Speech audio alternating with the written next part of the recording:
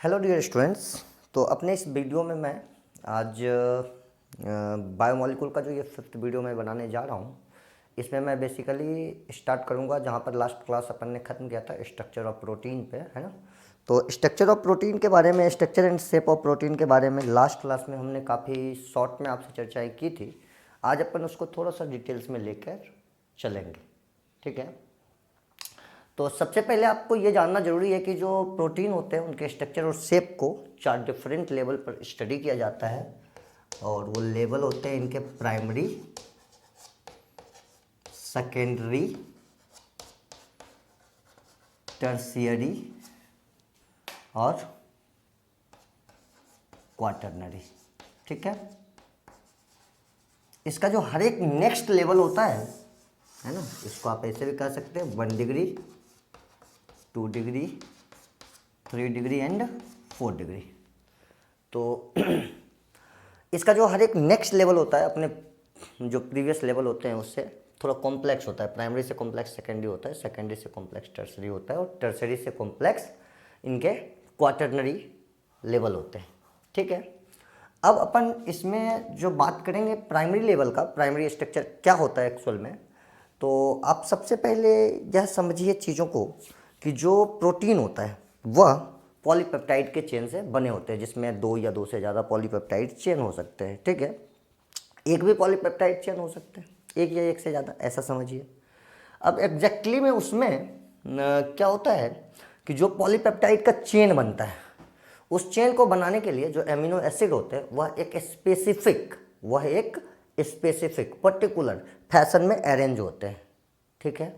इसी जो उनका स्पेसिफिक फैशन होता है उसी को हम लोग प्राइमरी स्ट्रक्चर के नाम से जानते हैं। जैसे अपन ये इस चीज़ को समझें कि जैसे एमिनो एसिड 1 है, एमिनो एसिड 1 का NH2 ग्रुप है, दूसरी तरफ इसका CO ग्रुप है, या CO group next amino acid के NH2 ग्रुप से एक पेप्टाइड बॉन्ड का फॉर्मेशन किया।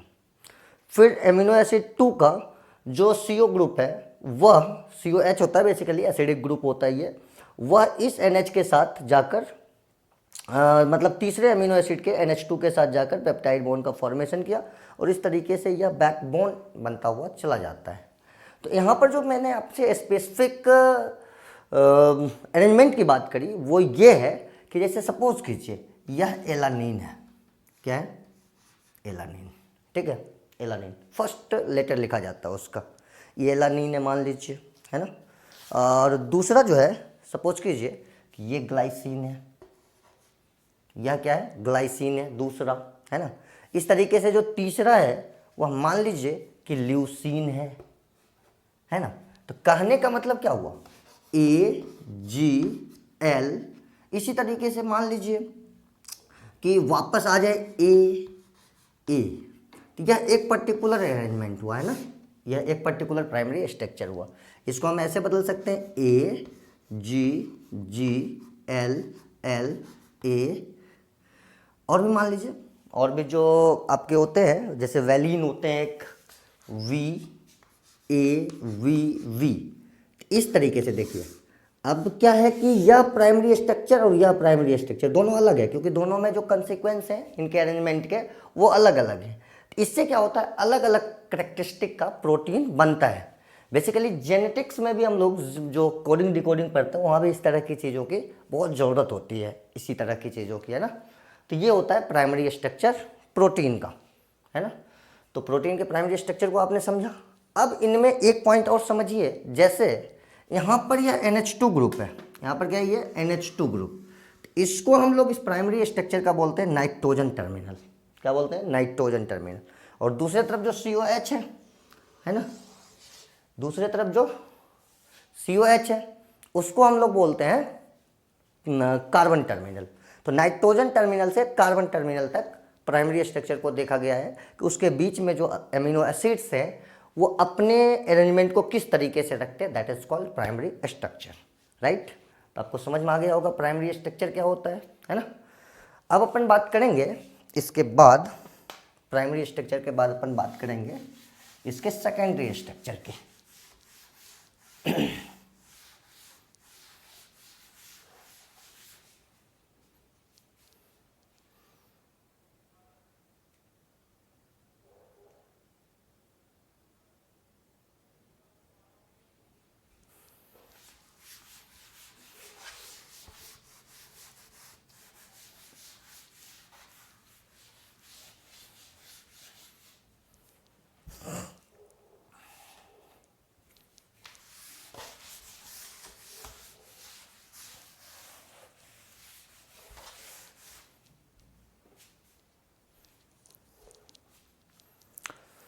अब बात करते हैं अपन इसके सेकेंडरी स्ट्रक्चर के, है ना।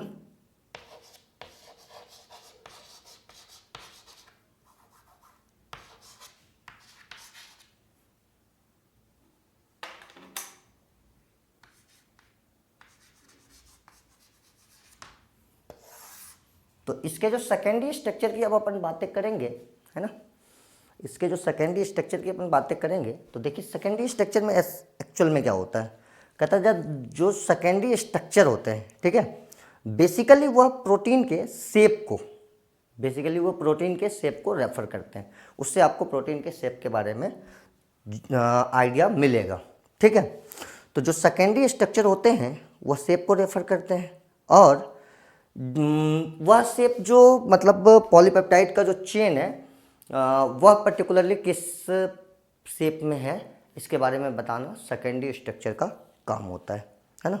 वहाँ से ये जानकारी हमें मिलती है। तो देखा यह गया है कि दो डिफरेंट टाइप के जो सेकेंडरी स्ट्रक्चर है वह दो डिफरेंट टाइप के होते हैं। सेकेंडरी स्ट्रक्चर दो डिफरेंट टाइप के होते हैं। एक को बोलते हैं अपन अल्फा हेलिक्स और दूसरे को बोलते हैं बीटा हेलिक्स। इसी को हम लोग बीटा प्लीटेड शीट स्ट्रक्चर भी बोलते हैं। इसको अल्फा हेलिक्स स्ट्रक्चर बोलते हैं, बोल सकते हैं आप, है ना। इस तरीके से सेकेंडरी स्ट्रक्चर दो टाइप के होते हैं। अब इसमें अपने को देखना यह है कि जो अल्फा हेलिक्स होता है ना, ये सेकेंडरी एमीन का मोस्ट कॉमन एग्जाम्पल होता है। अल्फा हेलिक्स जो होता है वह सेकेंडरी एमीन का मोस्ट कॉमन एग्जाम्पल होता है, अल्फा हेलिक्स, है ना। तो पहले अपन समझते हैं थोड़ा सा अल्फा हेलिक्स क्या होता है। देखिए एक्चुअल में क्या होता है, जो अभी आपने देखा था प्राइमरी स्ट्रक्चर में कि ये NH2 था, ये एमिनो एसिड 1 का, है ना, और यहाँ पे CONH था, वापस एमिनो एसिड 2 था, ये amino acid 2, amino acid 1 2 CO, amino acid 3, है ना, और यहाँ पर COOH। तो ये इसका था नाइट्रोजन टर्मिनल, और ये था इसका कार्बन टर्मिनल, और ये था पूरा प्राइमरी स्ट्रक्चर। अब एक्चुअल में क्या होता है सो समझिएगा कि जो ये हाइड्रोजन होता है, जो ये हाइड्रोजन होता है वो इस ऑक्सीजन के साथ हाइड्रोजन बॉन्ड बनाने की एबिलिटी रखता है। ये जो ऑक्सीजन होता है इस हाइड्रोजन के साथ बनाने की एबिलिटी रखता है। यह भी CO, थोड़ा सा गड़बड़ है यहाँ पे, NH कर दीजिए, अब एमिनो एसिड 3 कर दीजिए। ये भी इस हाइड्रोजन के साथ इस तरीके से हाइड्रोजन बॉन्ड बनाने की एबिलिटी रखता है, ठीक है। तो इस हाइड्रोजन बॉन्ड की एबिलिटी बनाने की एबिलिटी के कारण ये जो स्ट्रक्चर है, मतलब जो 2 डिग्री एमीन जो होता है ये क्वाइल्ड हो जाता है। क्या हो जाता है? क्वाइल्ड समझ रहे हैं आप? जैसे हेलिक्स होता है, हेलिकल स्ट्रक्चर होता है ना। एग्जैक्टली उसमें यह देखा गया है कि वह राइट हैंडेड स्क्रू का क्या मतलब है? देखिए ये आप राइट हैंड लीजिए, ये आपके राइट हैंड है ना, ये इस तरीके से ऐसे करके ये ऊपर बढ़ते हुए चले जाएंगे। मतलब कहने का यह है कि यह स्ट्रक्चर इस तरीके से होगा, मतलब इस तरीके से यह चलेगा, राइट हैंडेड है ना, ऐसे इस तरीके से यह चलता चला जाएगा, इस तरीके से ये चलेगा, ठीक है। अब इसमें जो हाइड्रोजन बॉन्ड को दिखाया गया है, मान लीजिए यह CO ग्रुप है और यहाँ पर जो N है उसका यह H है ना, इनके बीच हाइड्रोजन बॉन्ड बनेगा। सपोज कीजिए यहाँ एक CO ग्रुप है जो इससे अटैच होगा, यहाँ मान लीजिए एक NH है, इस जगह पे हाइड्रोजन बॉन्ड बनेगा। इस तरीके से हाइड्रोजन बॉन्ड वगैरह बनते चले जाते हैं, जो कि इस हेलिक्स को स्टेबिलिटी देता है। तो यह कुल मिला के हो गया अल्फा हेलिक्स। ये क्या हो गया? अल्फा हेलिक्स, है ना। थोड़ा सा आप देख लीजिए इसको कंप्लीट करके, है ना। इस तरीके से अपन इसको बनाते हैं अल्फा हेलिक्स को, ठीक है। अब एग्जैक्टली में देखा यह गया है कि इस टर्न का मतलब जो ये टर्न है ना, इसका CO होगा तो NH इस टर्न का होगा, अगर इसका CO होगा तो NH उस टर्न का होगा। मतलब एक टर्न का CO होगा और दूसरे टर्न का NH होगा और उनके बीच ये हाइड्रोजन बॉन्ड बनेगा। तो ये आपको जानकारी रखनी है तो अल्फा हेलिक्स के बारे में। अब इसके बाद हम थोड़ा सा बात करेंगे, है ना। अब इसके बाद हम थोड़ा सा बात करेंगे बीटा स्ट्रक्चर के बारे में, ठीक है। तो थोड़ा सा अब बीटा स्ट्रक्चर में देखिए कैसे देखेंगे, बड़ा सिंपल सा चीज़ है। सिंपली आप समझिए इसको कि बीटा स्ट्रक्चर को जो समझेंगे अपन वो इस तरीके से समझेंगे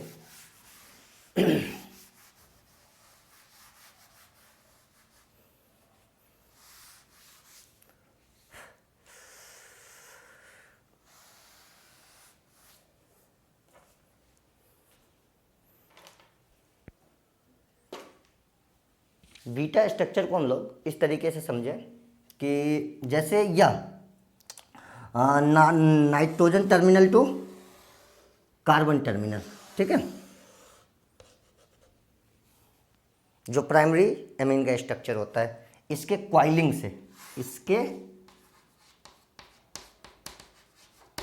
से ये है हमारा प्राइमरी स्ट्रक्चर, है ना। इसके क्वाइलिंग से बन गया सेकेंडरी स्ट्रक्चर, इसके क्वाइलिंग से क्या बन गया? Secondary structure.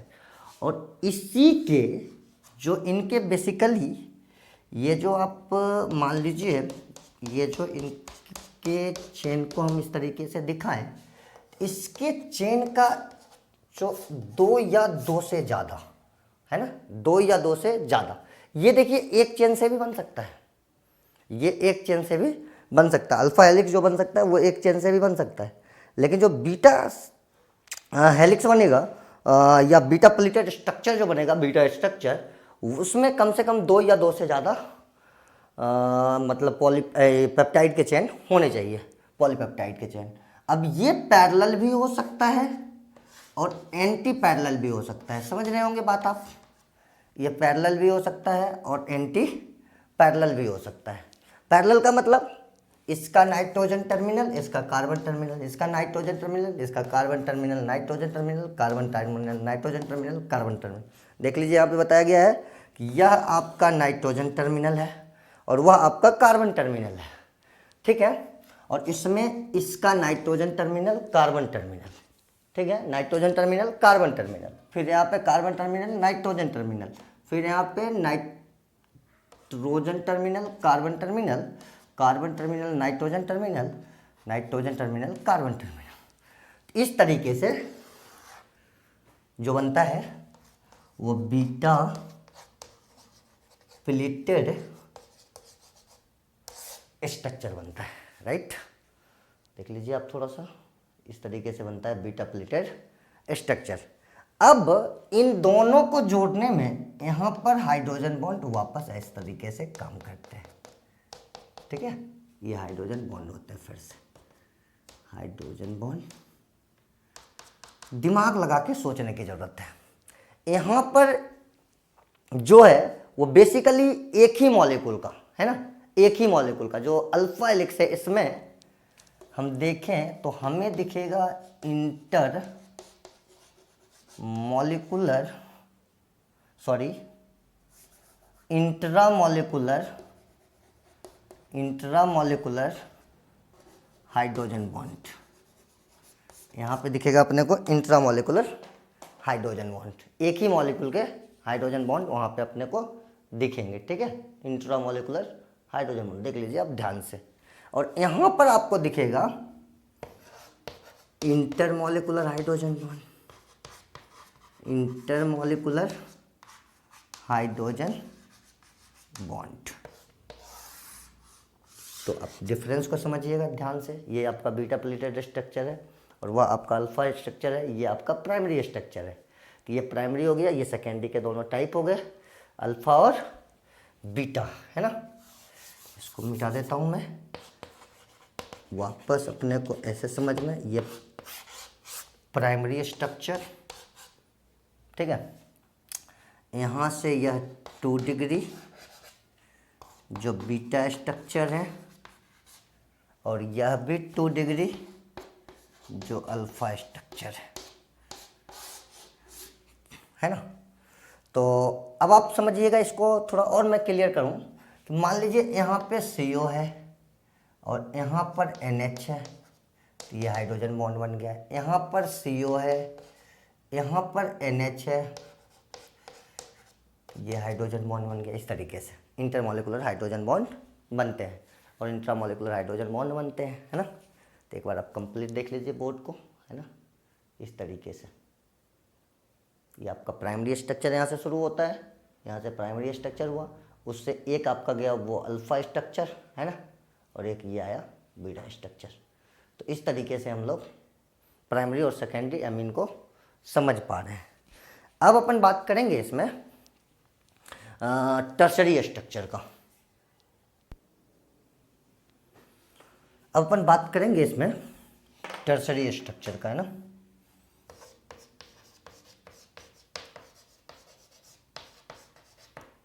प्राइमरी और सेकेंडरी क्लियर हो गया होगा आपका, है ना। हाँ, थोड़ा सा एक इन्फॉर्मेशन और जानिएगा कि जो सेकेंडरी स्ट्रक्चर का अल्फा हेलिक्स होता है ना, उसमें मेनली तो इंट्रामोलिकुलर हाइड्रोजन बॉन्ड होते हैं, लेकिन उसमें इंटर भी हो सकता है। Inter all possible hydrogen bond उसमें हो सकते हैं, उस ट्विस्टिंग के लिए जितनी हाइड्रोजन बॉन्ड की जरूरत होगी वो। लेकिन जो बीटा प्लेटेड स्ट्रक्चर होगा उसमें केवल इंटरमॉलिकुलर हाइड्रोजन बॉन्ड होगा। बीटा में केवल इंटरमॉलिकुलर होगा, अल्फा में इंटर भी हो सकता है, इंट्रा भी हो सकता है, ज़्यादा इंट्रा होता है, ठीक है। अब बात अपन करें टर्शरी स्ट्रक्चर का। कहता है कि जो टर्शरी स्ट्रक्चर है वह ओवरऑल फोल्डिंग, मतलब जो इस तरीके से हेलिक्स बन रखा है यह वापस इस तरीके का हो जाए, मतलब यहाँ भी हाइड्रोजन बॉन्ड आ जाएगा। समझने की कोशिश कीजिए, यहाँ भी हाइड्रोजन बॉन्ड वगैरह आ जाता है, तो ये हो जाता है 3 डिग्री स्ट्रक्चर, है ना। ये होता है 3 डिग्री स्ट्रक्चर, है ना। तो अब इसमें मतलब एक तरीके से हम कह सकते हैं कि जब 2 डिग्री स्ट्रक्चर का फर्दर फोल्डिंग हो जाएगा, क्या हो जाएगा, फर्दर फोल्डिंग हो जाएगा, तो उससे बनता है 3 डिग्री स्ट्रक्चर, ठीक है। 2 डिग्री स्ट्रक्चर के फर्दर फोल्डिंग से बनते हैं 3 डिग्री स्ट्रक्चर। कहता है कि यह मेनली 2 मेजर मॉलिकुलर शेप में होता है। 3 डिग्री का जो स्ट्रक्चर होता है यह होता है फाइब्रस और ग्लोबुलर, फाइब्रस और ग्लोबुलर, है ना। फाइब्रस और ग्लोबुलर स्ट्रक्चर होते हैं इनके मेनली, है ना, फाइब्रस और ग्लोबुलर। और इसमें जो होता है इम्पोर्टेंट फोर्स ऑफ अट्रैक्शन जो होता है, इसमें इम्पोर्टेंट फोर्स ऑफ अट्रैक्शन जो होता है उसका लिस्ट अपने को ध्यान रखना है कि 3 डिग्री में कौन कौन से इंपॉर्टेंट फोर्स ऑफ अट्रैक्शन होते हैं। ये आपके एग्जाम का बहुत इंपॉर्टेंट क्वेश्चन बन सकता है। इसमें क्वेश्चन ऐसे भी पूछा जा सकता है कि कौन से फोर्स इसमें नहीं होते हैं, एंड याद रखिए एक तो होता है इसमें हाइड्रोजन बॉन्ड, एक होता है डाइसल्फाइड बॉन्ड, है ना, तीसरा होता है van der Waals bond,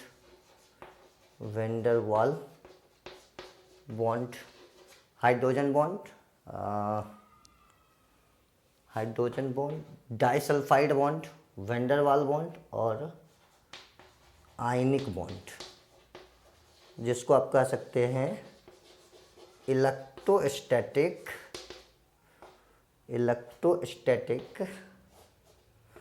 force of attraction. इस तरीके से होते हैं ये, ठीक है। 4 तरह के फोर्स होते हैं जो टर्सरी प्रोटीन होते हैं या टर्सरी स्ट्रक्चर जो प्रोटीन का होता है उसमें 4 तरह के फोर्स बताए गए हैं। Hydrogen bond, disulphide bond, van der Waal bond, ionic bond, है ना। तो ये सब होते हैं, है ना। अब इसमें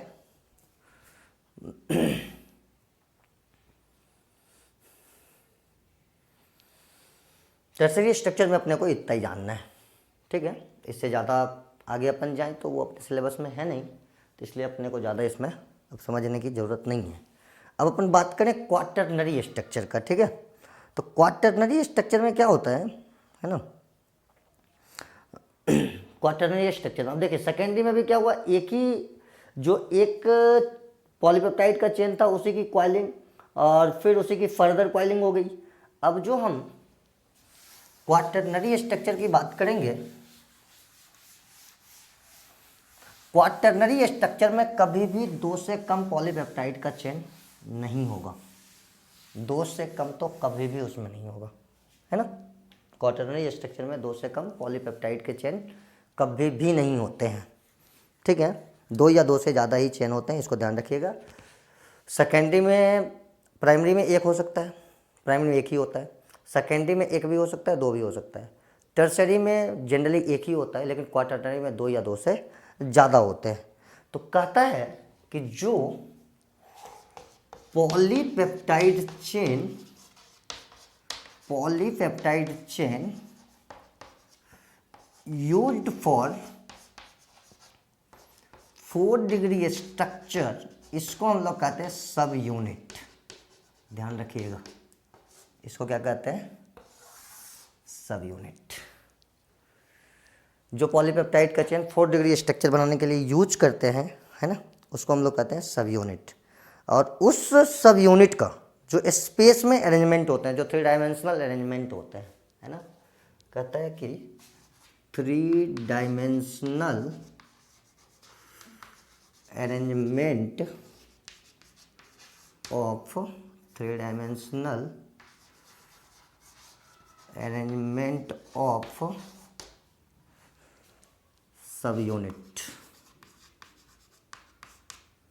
3 dimensional arrangement of subunit, है ना, with respect to each other, with respect to each other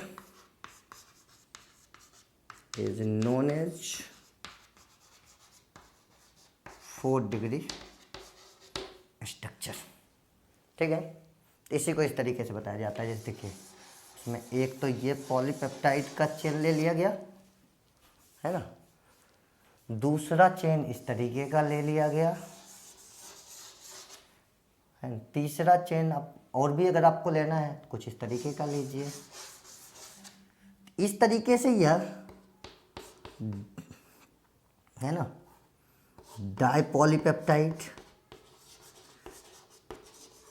ट्राइपॉलीपेप्टाइड,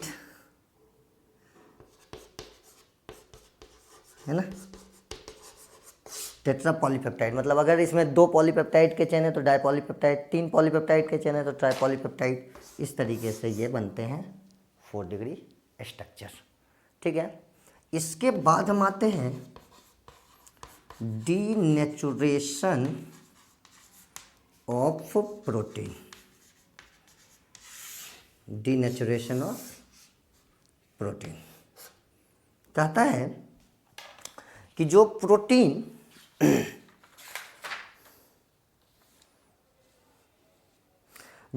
biological system में जो प्रोटीन होते हैं, जो उसका बायोलॉजिकल सिस्टम में जो प्रोटीन होते हैं उनके जो खुद के अरेंजमेंट होते हैं, है ना, जो उनके पास एग्जैक्ट खुद के अरेंजमेंट होते हैं, तो उसको हम लोग, है ना, और उसके पास एक खुद के अरेंजमेंट भी होते हैं और एक स्पेसिफिक बायोलॉजिकल एक्टिविटी होता है ना, तो उसको हम लोग कहते हैं नेटिव प्रोटीन। क्या बोलते हैं, नेटिव प्रोटीन, है ना। थोड़ा सा यहाँ पे ध्यान रखिएगा कि नेटिव प्रोटीन आपका एक टर्म आ रहा है ना। सारी कुछ ये जितनी भी बातें आपको बताई जा रही है सब एनसीईआरटी में लिखी हुई है, तो यहाँ से आपको ध्यान रखना है नेटिव प्रोटीन। नेटिव प्रोटीन क्या होता है, कहता है कि जो बायोलॉजिकल सिस्टम में प्रोटीन होते हैं जिसके पास एक पर्टिकुलर यूनिक 3 डायमेंशनल स्ट्रक्चर होते हैं, है ना, और उसके पास एक पर्टिकुलर बायोलॉजिकल एक्टिविटी होता है, पर्टिकुलर बायोलॉजिकल एक्टिविटी होता है और पर्टिकुलर बायोलॉजिकल जो उनके थ्री डायमेंशनल स्ट्रक्चर होते हैं, इनको हम लोग बोलते हैं नेटिव प्रोटीन, है ना। कहता है कि जब इसमें इसका कोई फर्दर फिजिकल या केमिकल चेंज किया जाता है, फिजिकल और केमिकल चेंज करते हैं, फिजिकल और केमिकल चेंज करते हैं, ठीक है, फिजिकल और केमिकल चेंज करते हैं, ठीक है। जैसे फिजिकल चेंज हम कैसे करेंगे, मान लीजिए अगर हमें फिजिकल चेंज करना है तो कैसे करेंगे, हम इसको हीट कर देंगे, हम इसको डिजॉल्व कर देंगे H2O में, है ना। इस तरीके से हम फिजिकल चेंज कर सकते हैं, एनर्जी दे देंगे इसको, है ना। और केमिकल चेंज के लिए मान लीजिए आपने इसका पीएच चेंज कर दिया, है ना। और आपको मैंने बताया था अमीनो एसिड के जो स्ट्रक्चर होते हैं वो पीएच चेंज करने से बदल जाते हैं, ठीक है। तो अगर आपने नेटिव प्रोटीन के जो नेटिव प्रोटीन है उसमें जो फिजिकल और केमिकल अगर आपने कोई चेंज किया तो उससे क्या होता है कि इसका 3 डिग्री और 2 डिग्री का जो स्ट्रक्चर होता है या इसका लॉस हो जाता है, 1 degree structure as it is रहते हैं। मतलब हम कैसे समझें, हम ऐसे समझें कि जो यह इस तरह का था, हीट करने से यह इस तरह का हो गया, हेलिक्स खत्म, ठीक है। जो यह इस तरह का था वह भी हीट करने से या पीएच चेंज करने से, है ना, या पीएच चेंज करने से, है ना,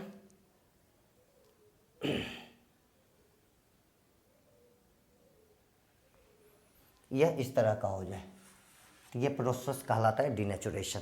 this process is called denaturation, है ना। इसका एग्जाम्पल है एग बॉइलिंग, है ना, जहाँ पर उसका जो येलो कलर का सब्सटेंस होता है उसमें वह वाइट कलर के सब्सटेंस में कन्वर्ट होता है। बेसिकली यहाँ पे कोगुलेशन होता है ना। और एक है मिल्क से कर्ड बन जाना। तो ये दोनों डीनेचुरेशन ऑफ प्रोटीन के बेहतर एग्जाम्पल है और पूछे जाते हैं एग्जाम में। अब थोड़ा ध्यान जरूर रखिएगा कि जब एक की बॉइलिंग होगी 3 डिग्री और 2 डिग्री स्ट्रक्चर जब दोनों खत्म हो जाएगा, है ना, तो एट्रैक्टिव फोर्स जो है वो डिक्रीज होगा, जिसके कारण याद रखिएगा इसकी इंट्रोपी बढ़ जाती है, जबकि यह येलो लिक्विड से वाइट सॉलिड में कन्वर्ट होता है ना। तो इस तरीके से क्वेश्चन आप यहाँ से थर्मोडायनामिक्स का भी बना सकते हैं, है ना, और ये एग्जाम के क्वेश्चंस हैं, तो इसलिए इसको आप थोड़ा ध्यान जरूर रखिएगा। तो ये हो गया आपका प्रोटीन का स्ट्रक्चर और प्रोटीन का डीनेचुरेशन। लास्टली मैं प्रोटीन के बारे में थोड़ा सा और बात करूंगा आपसे कि हमने जब प्रोटीन का क्लासिफिकेशन किया था तो एक पॉइंट उसमें मेरे से मिस्टेक हुआ था, है ना। एक पॉइंट में स्किप हो गया था, बेसिकली मिस्टेक नहीं हुआ था, स्किप हो गया था। वो पॉइंट था कि जो प्रोटीन होता है या जो अमीनो एसिड होते हैं, basically types of amino acid में आ जाइए, टाइप्स ऑफ प्रोटीन रहने दीजिए, है ना। टाइप्स ऑफ अमीनो एसिड की बात करें तो कहते हैं जो अमीनो एसिड होता है ना वो 3 तरह का होता है। अमीनो एसिड भी 3 तरह का होता है, ठीक है।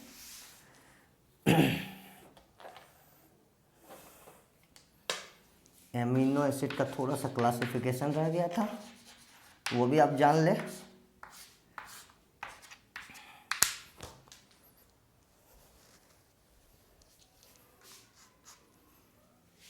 Acidic amino acid, basic amino acid,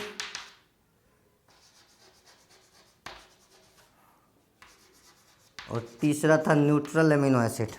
acidic amino acid, basic amino acid और neutral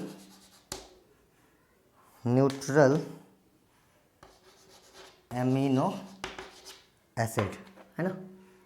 acidic amino acid, basic amino acid और न्यूट्रल अमीनो एसिड। तो जनरली क्या होता है, जब COH का नंबर NH2 के नंबर से ज़्यादा होता है ना, number of COH number of NH2 से अगर ज़्यादा होता है तो एसिडिक होते हैं, number of COH less than number of NH2 होता है, मतलब बेसिक ग्रुप ज़्यादा तो बेसिक ग्रुप कम तो एसिडिक या एसिडिक ग्रुप ज़्यादा। और एसिडिक और बेसिक ग्रुप जब बराबर होते हैं, एसिडिक और बेसिक ग्रुप का नंबर जब बराबर होता है तो न्यूट्रल होने के इनके चांसेस होते हैं। इस तरीके से आपका प्रोटीन कंप्लीट होता है ना। और अब हम लोग फर्दर इस टॉपिक में, बायोमोलिक्यूल के इसी टॉपिक में हम थोड़ा सा बात कर लेंगे इंजाइम का। तो अपन नेक्स्ट टॉपिक की बात कर लेंगे इंजाइम की, है ना। तो इंजाइम के बारे में वैसे अपन लोग, है ना, यह जाने, इंजाइम के बारे में अपन यह जाने कि यह बायोकेमिकल कैटलिस्ट होता है। बायोकेमिकल कैटलिस्ट होता है। तो जैसे कैटलिस्ट किसी प्रोसेस को कैटलाइज करता है तो प्रोसेस का नाम कैटलाइसिस होता है। यहाँ बायोकेमिकल कैटलिस्ट यूज होता है तो हम लोग इसको बायोकैटलाइसिस बोलते हैं, या इसको हम लोग एंजाइम कैटलाइसिस के का नाम देते हैं, है ना। तो आप जानते होंगे कि लिविंग बींग्स के अंदर भी ढेर सारे केमिकल रिएक्शंस होते रहते हैं लिविंग सिस्टम में, है ना। तो उनके लिए जो कैटलिस्ट यूज होते हैं उसको हम लोग कहते हैं बायोकेमिकल कैटलिस्ट या एंजाइम, है ना। अब इसमें अपन अगर थोड़ा बात करें, है ना, एंजाइम के बारे में थोड़ा सा बात करें अगर, है ना, तो जैसे लिविंग सिस्टम में जो केमिकल रिएक्शंस होते हैं, जैसे फूड का डाइजेशन होता है ना, फोटोसिंथेसिस होता है प्लांट्स वगैरह में, तो ये सब लिविंग सिस्टम में होने वाले केमिकल चेंज होते हैं या केमिकल रिएक्शंस होते हैं। इनके लिए जो कैटलिस्ट यूज होते हैं वो एंजाइम होते हैं, एंजाइम कहलाते हैं, बायोकेमिकल कैटलिस्ट होते हैं, है ना, या बायोकैटलिस्ट होते हैं। अब बेसिकली क्या है कि इसके बारे में डिटेल्स तो आपको वहीं जानना है, सरफेस केमिस्ट्री या काइनेटिक्स में, ठीक है। यहाँ पर आप यह जानिए कि जो कैटलिस्ट का नेम होता है, नेम ऑफ कैटलिस्ट, ये मेनली दो चीज़ों पर डिपेंड करता है। एक, वह किस रिएक्शन को करवा रहा है, जैसे मान लीजिए इन्वर्जन करा रहा है। क्या करा रहा है? इन्वर्जन प्रोसेस के लिए यूज हुआ, सुक्रोज का इन्वर्जन कराते हैं हम लोग, तो इन्वर्टेज आता है ना। इन्वर्जन सुक्रोज का कराते हैं तो इन्वर्टेज यूज करते हैं, दिस इज द एंजाइम। और दूसरा कि वह किस रिएक्टेंट के लिए यूज हुआ है, तो जैसे हम लोग माल्टोज लेते हैं, है ना, और उससे ग्लूकोज बनाने के लिए जो कैटलिस्ट लेते हैं हम लोग वो होता है माल्टेज। तो एक तो हुआ कि किस रिएक्टेंट के लिए यूज करते हैं उसके नाम से, दूसरा हुआ कि किस प्रोसेस के लिए करते हैं उसके नाम से, इन्वर्जन के लिए करते हैं तो इन्वर्टेज, है ना। अब तीसरा आइए, जैसे कुछ ऐसे कैटलिस्ट होते हैं जो ऑक्सीडेशन और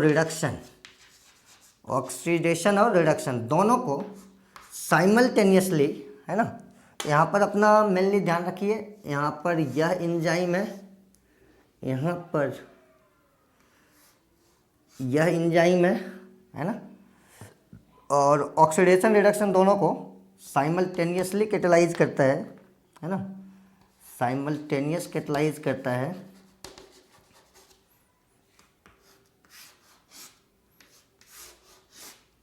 साइमल्टेनियस कैटलाइज करता है तो इसको हम लोग बोलते हैं ऑक्सीडो रिडक्टेज, है ना।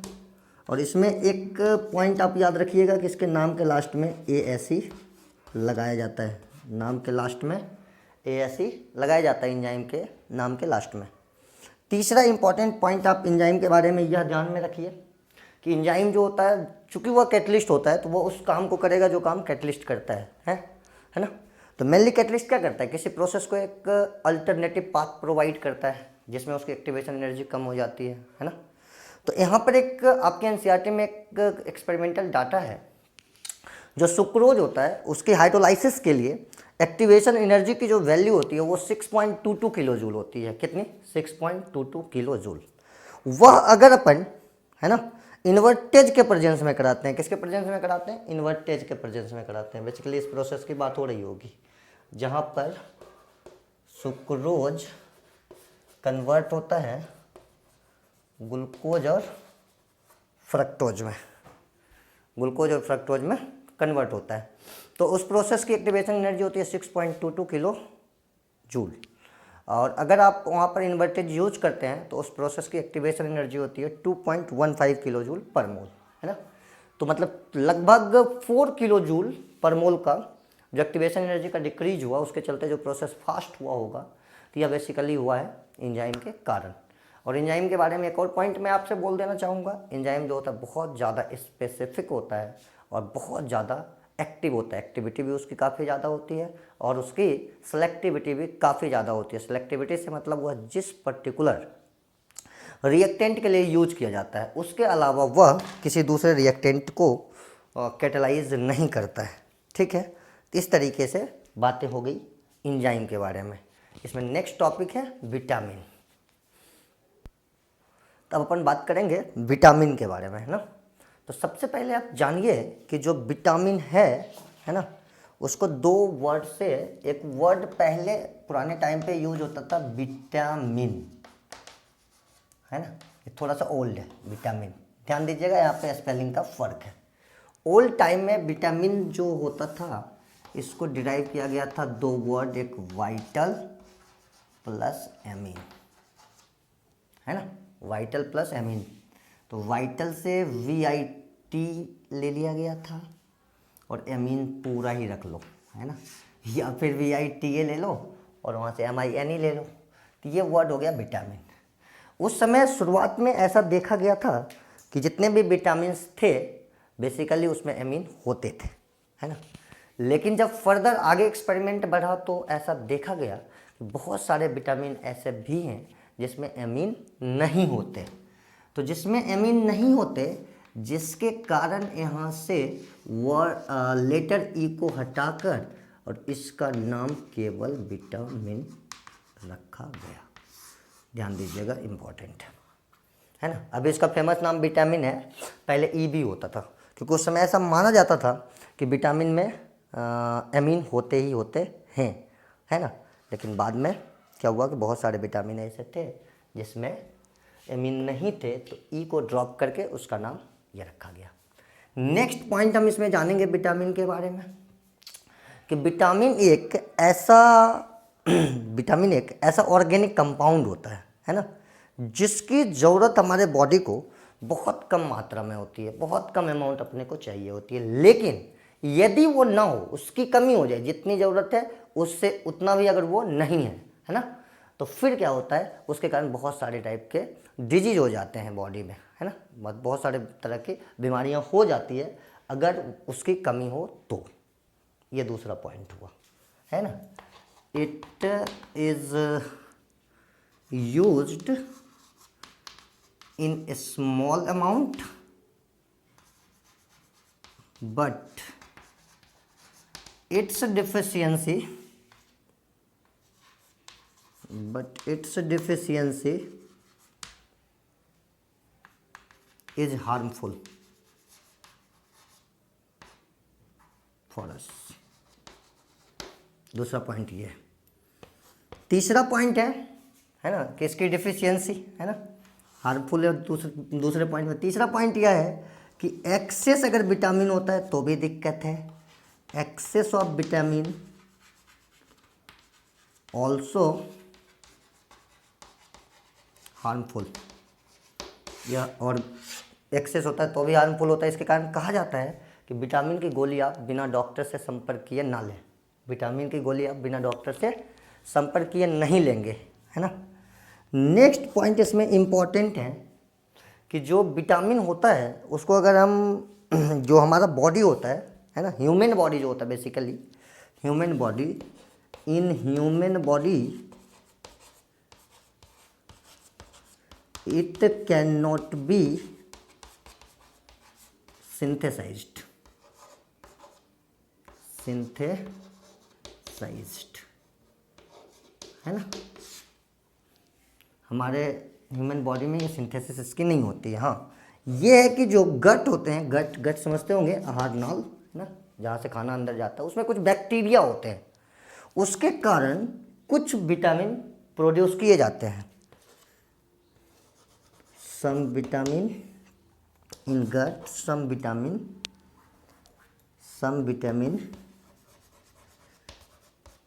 vitamins are produced by bacteria, है ना, बैक्टीरिया के द्वारा कुछ विटामिन प्रोड्यूस किए जाते हैं। तो ये 4 पॉइंट इंपॉर्टेंट हुआ आपके विटामिन के बारे में, है ना।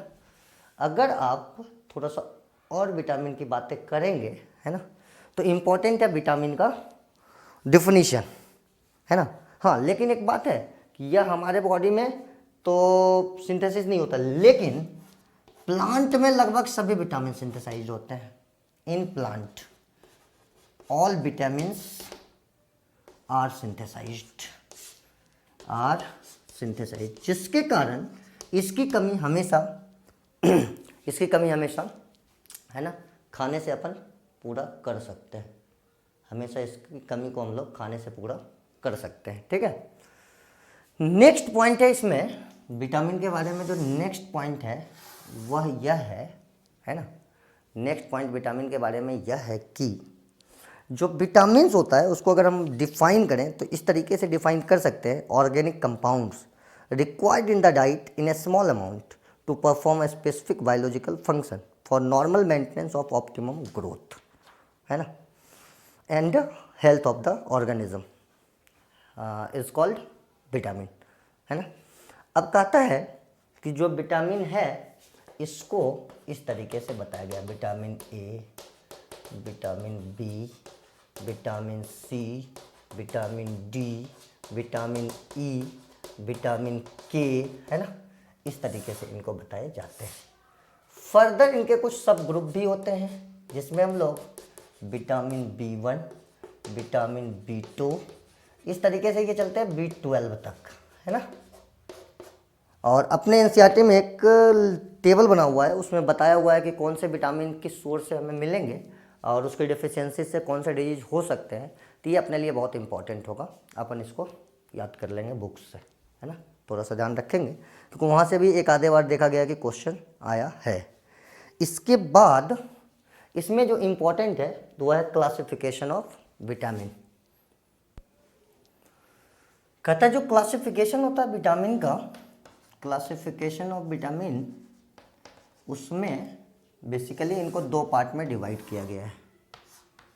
एक होता है फैट सॉल्युबल और दूसरा होता है वाटर सॉल्युबल, है ना। एक फैट सॉल्युबल विटामिन होते हैं और दूसरे होते हैं water soluble vitamin. Fat soluble vitamin और वाटर सॉल्युबल विटामिन, ये 2 होता है, ठीक है। कहता है कि जो विटामिन फैट में या ऑयल में सॉल्युबल होता है, फैट में या ऑयल में, तो हम फैट सॉल्युबल विटामिन को ऑयल सॉल्युबल विटामिन भी कह दें तो डिफिनीशन की ज़रूरत नहीं होगी, है ना। और इसमें आते हैं ए, डी, ई, के, विटामिन ए, डी, ई, के, है ना। ऐसे भी कह सकते हैं एड एक, ये होते हैं फैट सॉल्युबल। और जो वाटर सॉल्युबल होते हैं वो बी होते हैं और सी होते हैं, विटामिन बी और सी, है ना। थोड़ा आपको मैं ध्यान दिलाना चाहूँगा, विटामिन सी को हम लोग एस्कॉर्बिक एसिड कहते हैं और जो एस्कॉर्बिक एसिड होता है it do not have any COH group. याद रखिएगा, जब में क्वेश्चन आया था कि किस एसिड में कोई भी COH ग्रुप नहीं होता था, एस्कॉर्बिक एसिड उसके आंसर से, थोड़ा सा आपको ध्यान रखना है, ठीक है। अब इस तरीके से हम लोग पहुंच चुके हैं विटामिन के फाइनलाइज पे भी। ये विटामिन 2 प्रकार के हो गए, फैट सॉल्युबल और वाटर सॉल्युबल। थोड़ा और ध्यान दीजिए, जो वाटर सॉल्युबल विटामिन है यह हमें it is used in every day, in every day in our diet. ये हमारे डाइट में रोज होने चाहिए। इसका रीज़न समझ लीजिए। इसका रीज़न बहुत सिंपल है कि यह वाटर सॉल्युबल होता है, जिसके कारण इसका बहुत सारा पार्ट यूरिन के द्वारा निकल जाता है हमारे बॉडी से, इसलिए इसकी ज़रूरत हमारे बॉडी को बार बार होती है। ठीक है, तो this is all about vitamin. अब हम बात कर लेते हैं लास्ट टॉपिक है इस चैप्टर के, उसका नाम है न्यूक्लिक एसिड, है ना, न्यूक्लिक एसिड, है ना। बहुत फैमिलियर होते हैं बायोलॉजी के स्टूडेंट तो इससे, है ना। मैथ वाले भी थोड़ा सा ध्यान देंगे, समझ ही जाएंगे, उनको भी दिक्कत नहीं होगी, है ना। आपने क्या देखा होगा कि जो किसी भी तरह का जो मतलब एक तरीके से कहिए लिविंग बींग्स है ना, तो बेसिकली अपन बात कर लेते हैं ह्यूमन की, है ना। तो बच्चे जो होते हैं उसमें अपने जो पेरेंट्स होते हैं उसकी कुछ ना कुछ प्रॉपर्टी होती है। ठीक है, बच्चों में अपने पेरेंट्स की कुछ ना कुछ प्रॉपर्टी होती है ना। बच्चों में कुछ ना कुछ किसकी प्रॉपर्टी होती है? पेरेंट की प्रॉपर्टी होती है ना। तो वो कैसे ट्रांसफ़र होती है ना। बेसिकली उसके ट्रांसफ़र होने के फेनोमेना को हम लोग हेरिडिटी बोलते हैं। क्या बोलते हैं? हेरिडिटी, है ना। तो ये जनरेशन टू जनरेशन जो प्रॉपर्टी होता है उसका ट्रांसफ़र होना हेरिडिटी कहलाता है। और इस हेरिडिटी के लिए जो न्यूक्लियस में, सेल के न्यूक्लियस में जो सब्सटेंस होते हैं वो रिस्पॉन्सिबल होते हैं, है ना। हेरिडिटी के लिए रिस्पॉन्सिबल होते हैं सेल के न्यूक्लियस में जो केमिकल होते हैं वो, है ना। कहता है कि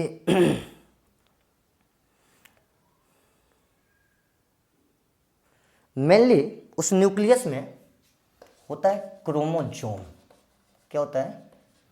क्रोमोजोम। टॉपिक है अपना न्यूक्लिक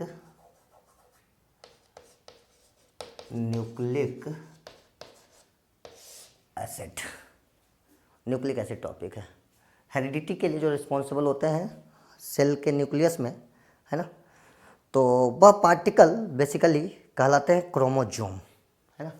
और ये क्रोमोजोम जो होता है कहता है इट इज मेडअप ऑफ, है ना। वो क्रोमोजोम जो होते हैं वो बने होते हैं प्रोटीन, है ना, प्रोटीन से प्लस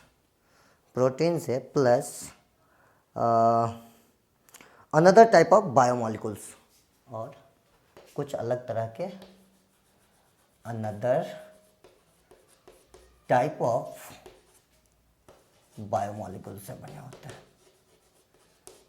है ना। यह जो बायोमॉलिक्यूल होता है ना, बायोमॉलिक्यूल जो होता है यही कहलाता है न्यूक्लिक एसिड। तो बेसिकली हम ऐसे भी समझ सकेंगे कि जो सेल के न्यूक्लियस में क्रोमोजोम होते हैं वह क्रोमोजोम प्रोटीन के अलावा जिस केमिकल से बना होता है वह केमिकल कहलाता है न्यूक्लिक एसिड, राइट। अब कहता है कि यह न्यूक्लिक एसिड जो है ना, ये मेनली दो टाइप के होते हैं। न्यूक्लिक एसिड मेनली दो टाइप के होते हैं, ठीक है। न्यूक्लिक एसिड मेनली दो टाइप के होते हैं। इनके एक टाइप होते हैं, न्यूक्लिक एसिड का एक टाइप होता है डीऑक्सी राइबो न्यूक्लिक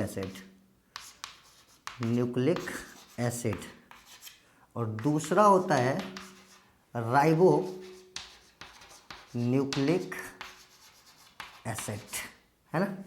इसी को हम लोग शॉर्ट में डीएनए बोलते हैं और इसको शॉर्ट में हम लोग आरएनए बोलते हैं। डीएनए आरएनए, है ना। इस वर्ड से तो बहुत ज़्यादा फैमिलियर होता है बहुत सारा आदमी, है ना। चुनाव में वगैरह में भी इनकी चर्चाएं होती रहती हैं, डीएनए आरएनए की चर्चाएं लोग करते रहते हैं ना, भले वो उसको कुछ ना समझें, है ना, बाकी चर्चा इसकी होते रहती है डीएनए और आरएनए की, ठीक है। अब कहता है कि जो न्यूक्लिक एसिड होता है, बेसिकली न्यूक्लिक एसिड जो होता है, थोड़ा सा समझिए इसको, कि जो न्यूक्लिक एसिड होता है यह, है ना, न्यूक्लियोटाइड का पॉलीमर होता है। किसका पॉलीमर होता है ना, बहुत लंबे चेन होते हैं न्यूक्लियोटाइड का, न्यूक्लियोटाइड का। अभी पता चलेगा आपको क्या होते हैं न्यूक्लियोटाइड। इसके एन मॉलिक्यूल ले लीजिए, तो इसके जो पॉलीमर होते हैं वो होते हैं न्यूक्लिक एसिड, जिसके कारण हम इसको पॉलीन्यूक्लियोटाइड भी कहते हैं, है ना, पॉलीन्यूक्लियोटाइड भी कहते हैं, है ना।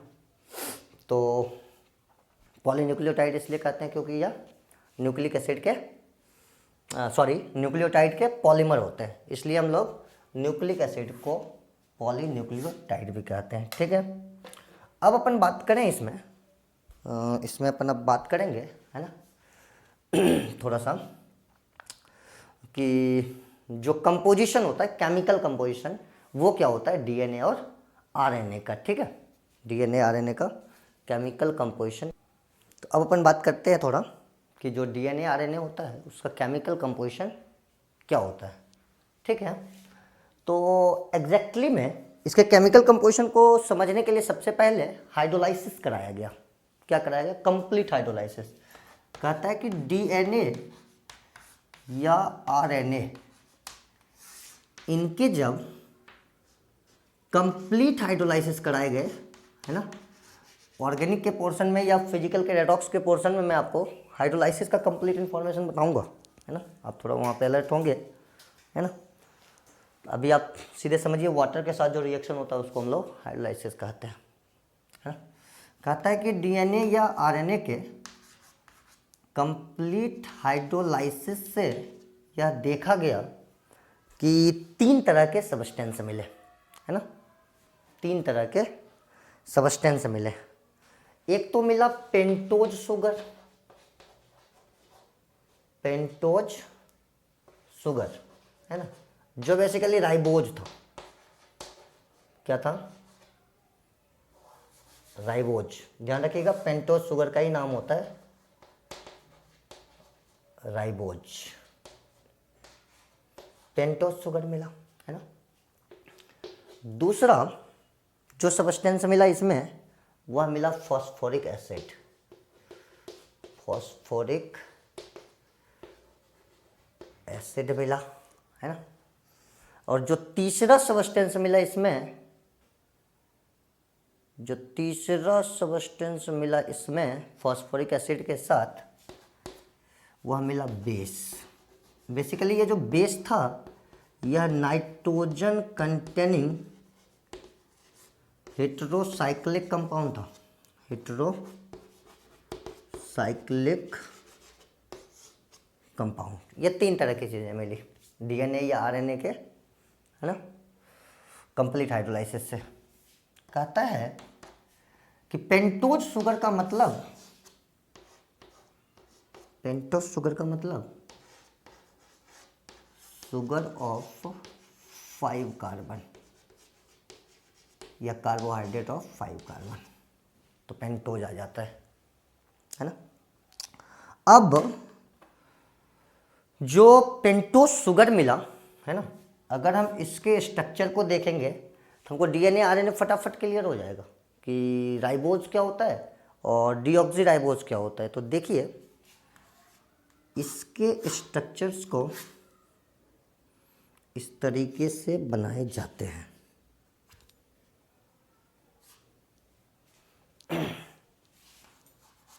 OH,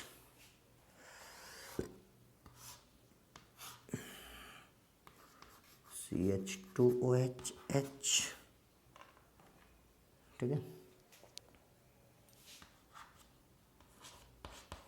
HOH,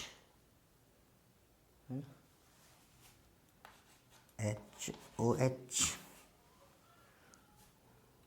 ये 1 डैश, ये 2 डैश, ये 3 डैश, ये 4 डैश, ये 5 डैश, है ना। आगे चलकर मैं समझाता हूँ आपको, ये 1 2 3 4 5 भी कर सकते हैं, लेकिन चूंकि जो न्यूक्लिक एसिड होते हैं इसके स्टडी में जो ये बेस आते हैं इसमें भी यह ऑर्गेनिक कंपाउंड होता है, नंबरिंग उसमें भी की जाती है। तो दोनों 1 2 3 से इसकी नंबरिंग की गई है, इसलिए यहाँ पे 1 डैश 2 डैश 3 डैश वगैरह नंबरिंग ली जाती है ना। तो ये होता है बीटा डी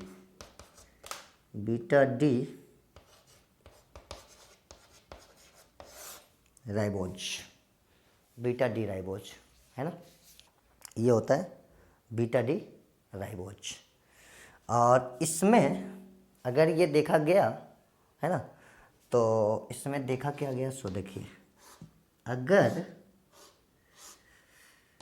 यहाँ OH, यहाँ HH, यहाँ HOH और यहाँ CH2OH और H, तो अगर इस 2 डैश के पोजीशन पर जो OH था उसको गायब कर दिया है ना, तो ये हो गया beta D deoxyribose,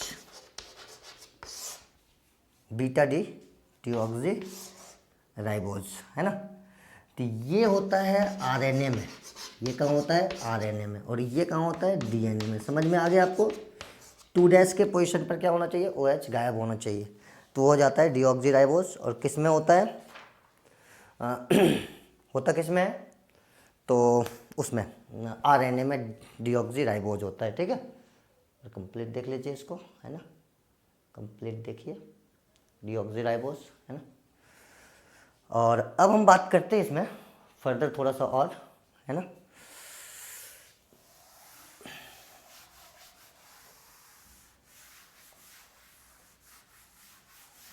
pentose sugar की कहानी तो कंप्लीट हो गई, ये पेंटोस शुगर होते हैं दोनों है ना, इसी दोनों को हम लोग बोलते हैं पेंटोज शुगर।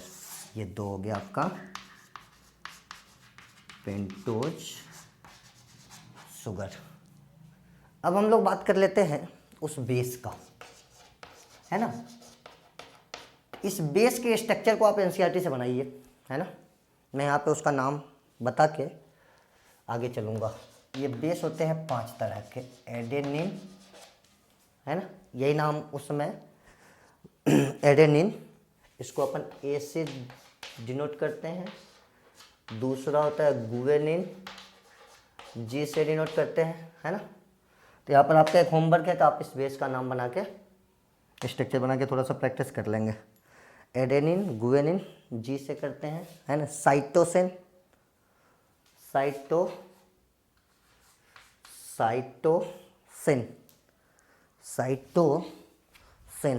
है ना, साइटोसिन।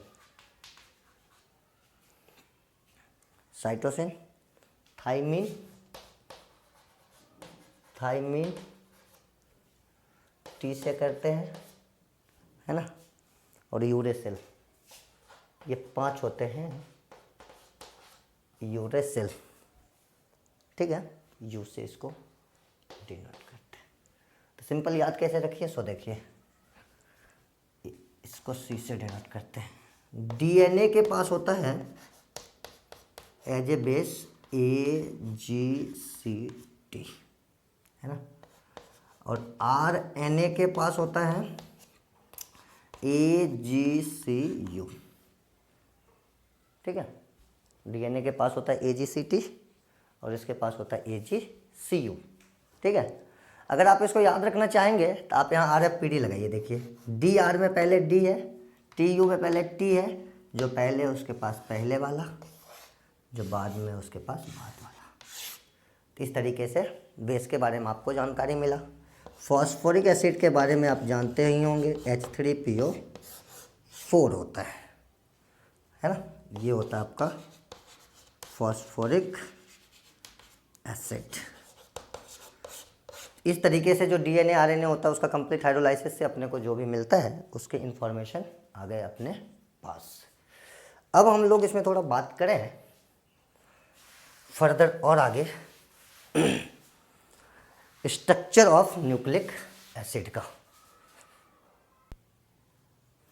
कहता है कि जो स्ट्रक्चर होता है न्यूक्लिक एसिड का, स्ट्रक्चर जो न्यूक्लिक एसिड का होता है इसमें सबसे पहले आप समझिए कि जो ये पेंटोज शुगर होते हैं, पेंटोज शुगर होते हैं, इसके 1' के पोजीशन पर आप लगा देते हो बेस, है ना। 1' के पोजीशन पर क्या लगा देते हो, बेस। बाकी जो जैसे था वैसे ही रहने दो, है ना। कहता है पेंटोज शुगर के 1' के पोजीशन पर अगर हम लगा देते हैं बेस, है ना, तो वो बन जाता है न्यूक्लियोसाइड। क्या बन जाता है ये बन जाता है न्यूक्लियोसाइड, है ना। यहाँ पे CH2OH HOH HOH, ठीक है। अब कहता है इसके 5' के पोजीशन पर, 1' के पोजीशन, सबसे पहले आपने क्या किया, आपने पेंटोज शुगर के 1' पोजीशन पर लगाया बेस, 1' पर लगाया बेस, तो मिला न्यूक्लियोसाइड। अब कहता है न्यूक्लियोसाइड के 5' पर, किस पर, 5' पर आप लगा दो फॉस्फोरिक एसिड, फॉस्फोरिक एसिड, है ना। इसके 5' पर क्या लगा दो, एट 5', न्यूक्लियोसाइड के 5' पर लगा दो फॉस्फोरिक एसिड, है ना। तो आपको मिल जाएगा न्यूक्लियोटाइड। क्या मिल जाएगा, न्यूक्लियोटाइड, है ना। तो ध्यान रखिएगा न्यूक्लियोसाइड न्यूक्लियोटाइड इन सब के स्ट्रक्चर आ सकते हैं एग्जाम में, है ना। मतलब DNA के लिए क्या होगा, RNA के लिए क्या होगा, तो बस यहाँ HOH रखिएगा, तो DNA के लिए दोनों को H कर दीजिएगा तो RNA के लिए, है ना। अब यहाँ तो आपने बेस लगा दिया, है ना, यहाँ तो आपने बेस लगा दिया, ठीक है। अब अगर आपने यहाँ पर लगा दिया CH2P double bond O-, sorry CH2O, यहाँ से ये O', सॉरी O- और O-, तो ये बन गया आपका न्यूक्लियोटाइड, है ना। ये बन गया अपना न्यूक्लियोटाइड। और इस न्यूक्लियोटाइड का अगर आपने करा दिया पॉलीमराइजेशन, मतलब ऐसे समझिए कि अगर हम लोग न्यूक्लियोटाइड में यहाँ तो बेस लगा लिया, यहाँ पर CH2P डबल बॉन्ड O-, और यहाँ भी O, यहाँ से अगर आपने इसको फॉस्फोडाइस्टर लिंक से जोड़ दिया, कैसे जोड़ दिया, मतलब इसका 3' और दूसरे का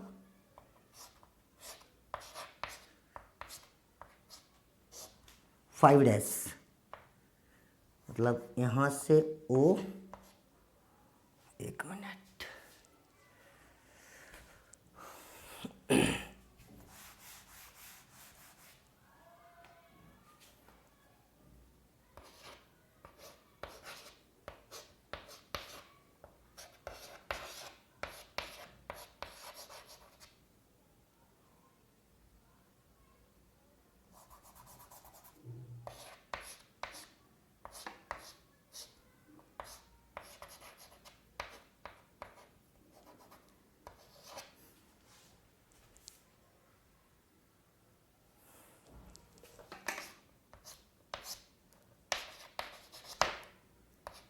ये इसका 5',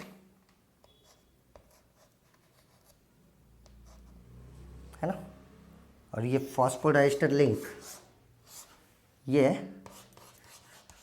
फॉस्फोडाइस्टर लिंक के थ्रू अगर आपने जोड़ दिया तो डाई न्यूक्लियोटाइड बन गया। इस तरीके से हम लोग पॉलीन्यूक्लियोटाइड बना लेते हैं और फिर वहाँ से हम लोग आगे चले जाते हैं।